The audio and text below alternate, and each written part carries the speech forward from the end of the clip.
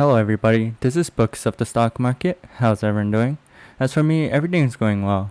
It rained a bit this week, so it wasn't so hot and it was less busy at work, so overall it has been going fine. Anyways, in this video, we'll be addressing another bullish case for Bitcoin. We talked about how Bitcoin's price action was following Wyckoff's accumulation phase almost perfectly in the last video, which is very bullish considering how far we came during the middle of the bull cycle. In this video, I'll be talking about another bullish case for Bitcoin that I found. I found on Twitter that Bitcoin always retests the 1.618 Fibonacci level every cycle, and recently, even with the FUD surrounding China banning crypto mining, we are still above the 1.618 level. To put this into perspective, most of Bitcoin mining occurs in China. It is said that 65 to 75% of the mining is located in China.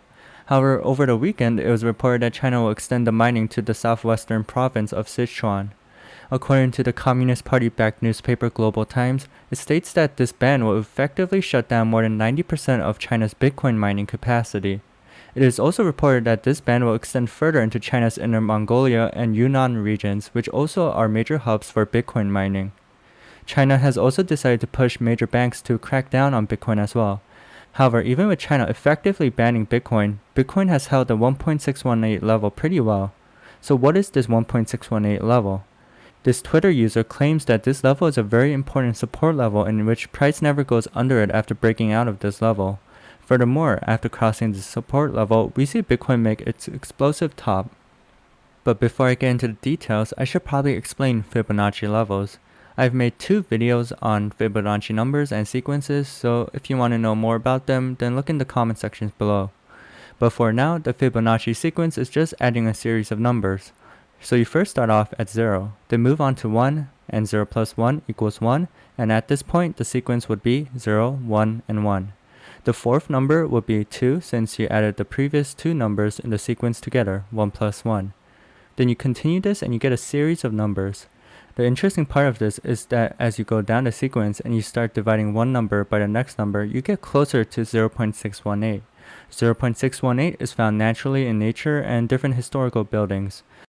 You can divide in different ways to get different numbers, and the most commonly used ratios are 0.236, 0.382, 0.5, 0.618, and 0.786. These numbers can be used to see how far the stock has come down from its recent high. For instance, after making the move upwards, the stock would retrace back down 61.8%.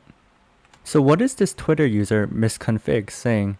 This user found out that Bitcoin always recovers from the bear market by at least 61.8%. This 61.8% is if you calculate from the previous cycle's high. This means that price always climbs up towards the 1.618 Fibonacci level starting from the low. More importantly, however, we see that price always retests the 1.618 level before making new highs as shown in these green circles. Recently off the highs, we hit this 1.618 region, so this means that we are at the green circle for this cycle. Anyways, let's look into these graphs more carefully. The first time we saw this touch occur was back in 2011. After Bitcoin made a top on June 11, 2011, we saw Bitcoin fall by 93%. After the bull cycle ended, it took around 2 years for Bitcoin to reach the same top. The important part of this is that at the 1.618 level as shown here, we see that Bitcoin retests this area after breaking out of it. So what happens after this retest? After we had this retest, we saw Bitcoin make a 2,254% move to the upside. After this move up, another top was formed in 2013. In 2013, we saw something similar happen as we saw Bitcoin correct from its top. This time we saw Bitcoin drop 86% from its all-time high. It took till March 2017 to see Bitcoin fully recover. Once it recovered, it eventually exited above the 1.618 level. Once again, since it got out of the 1.618 level, we saw another retest at this level. After the retest, we saw another monstrous move to the upside. This time, we saw a 972% increase to the upside. Once we made that top in 2017, we made another drop. This time, we fell by 83%. Once again, we eventually recovered at around late 2020. Similarly, we did a successful retest and zoomed upwards. This time we went up 115% before dropping again. However, this is the interesting part. Currently, we see Bitcoin is at the 1.618 region again. The only sign of worry was this candle. As you can see, we broke the 1.618 level not so recently. The good thing is that it looks like this happened intraday and we still closed above this level. It looks like a lot of accounts got liquidated off the massive red candle causing Bitcoin to tank. However, since we closed above this line, I believe that the pattern is still valid. Since the pattern is still valid and price held the 1.618 support line twice in the bull cycle phase, it can be said that this line is truly an important spot. On top of that, we are able to remain above the support line without breaking through it completely, which is bullish in itself. With that out of the way, where do I see Bitcoin going from here? We have two separate patterns showing that Bitcoin's current price action is bullish, despite it being around $30,000 off its all-time high. The first pattern is Wyckoff's accumulation phase that we looked at last week. The purple lines you see represent the trading range of the accumulation pattern. As you can see, we recently retested the lower bounds of the accumulation pattern after getting rejected from the upper bounds of the accumulation pattern. This is pretty good as Bitcoin is still consolidating and did not break lower. Now we just need to see if it is able to break out of the upper range. The second pattern is the pattern that we just went over. Once again, we did break through it in the middle of the day, but it seems to have closed above it. Since this 1.618 level still holds, no models have been broken, which probably means Bitcoin will continue its course upwards. As for the bearish case for Bitcoin, I was only able to find this one pattern. People were talking about a potential head and shoulders forming.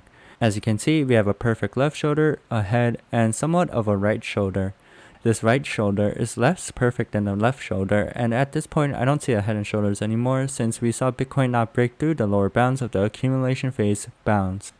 Finally, before I move on to the portfolio update and end this video, there are two things to look at. First, as mentioned before, we have to see if Bitcoin is able to break out of this trading range set by the Wyckoff accumulation phase. Once we break out of it, we probably should also look for a retest before getting too excited. Second, we have to see Bitcoin break out of this purple trend line that has been in place for a while. We can do this by either breaking out of it by making a huge move to the upside in a couple of days, or continue consolidating till November or December where price naturally breaks this trend line. Well, that's the end of the content for this video, but before I end, I'm going to do a portfolio update. Let's start off with Bitcoin. We see that we had a 7% day and have Bitcoin trading back at the $35,000 level.